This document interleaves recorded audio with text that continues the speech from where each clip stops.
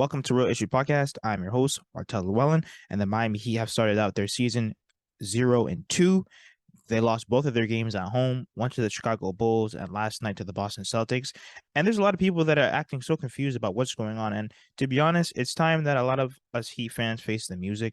There's a lot of things that are wrong with this team. To be honest, we have been spoiled and we've gotten away with a lot in terms of we really don't have any athleticism. When you really look at our team, who is really athletic on our team, especially in the game of basketball, where you guys have people like Ja, he's jumping out the gym, the Greek Freak. You have all these different players jumping out the gym. They're able to block you. They're able to do all these different crazy things athletically. Let's not even get to their skill yet.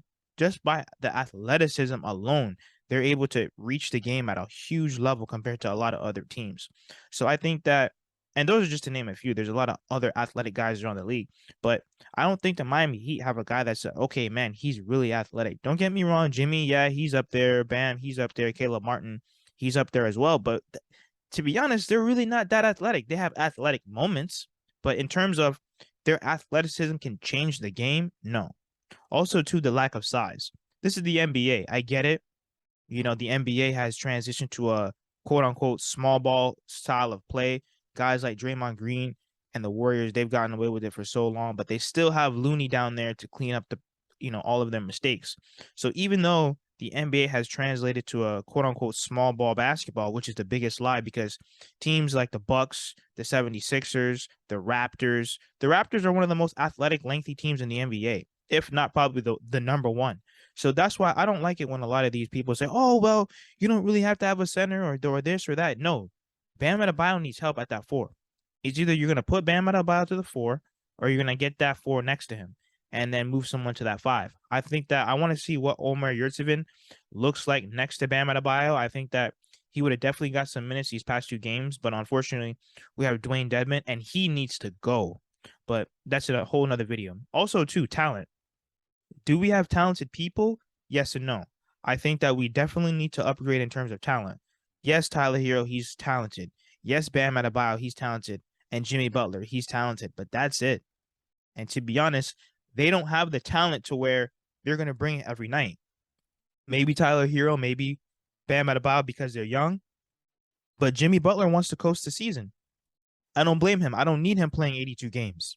I don't need him going to the free throw line 16 times, banging bodies into everybody, every single. He won't make it. He won't even make it to the first round. He'll be limping into the first round. Also, to the main thing, all of this undrafted players, all this stuff needs to stop. We have built a team off of undrafted players, and don't get me wrong. Do they have talented moments? Yes.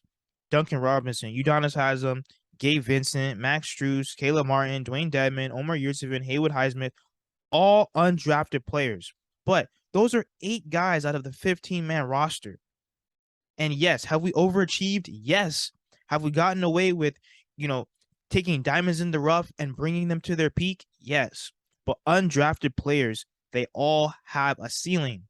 And to be honest, guys like Duncan Robinson, he definitely reached his ceiling. I don't really see him doing anything else besides shooting threes. Maybe he gets open every once in a while. He might play defense for a stretch or two. He might have a little floater here and there. But all those guys that I just named, they have a ceiling.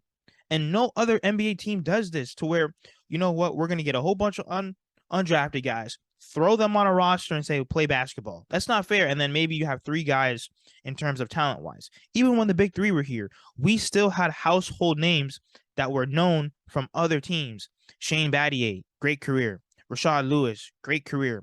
Birdman, great career. Now, were they all role players on their teams? Yes. They were all significant role players on their teams.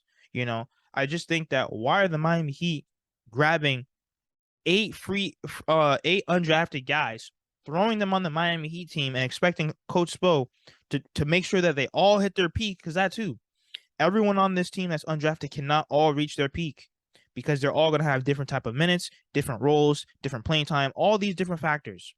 So it's not fair to put Max Strus, throw him out there and say, you need to be a starter. And then when he's not, we all get mad. No, we have a team full of undrafted, less talented players. Remember this. They all busted their ass to make it to the NBA, but they're undrafted for a reason. Talent, yes. Can hard work beat talent? Yes. But talent doesn't have to work as hard. Talent just has to at least work hard. At least work hard. But these undrafted guys have to bust their ass to even be good. Eric Spoelstra has to try and squeeze every single bit of grit and grind out of them. And guess what? You cannot grit and grind your way to a championship. So I just think that there's a lot of issues that are going on with this Miami Heat team. Can they get it together? Hopefully. I just think that they lack athleticism, they lack size, they lack talent, and they need to cut back on the undrafted players. Before, undrafted players were the two-way contracts. We have more undrafted guys than actually guys that came through the draft. But let me know what you guys think about the Miami Heat struggles. Like, share, comment, subscribe as we continue to push to 800 subscribers.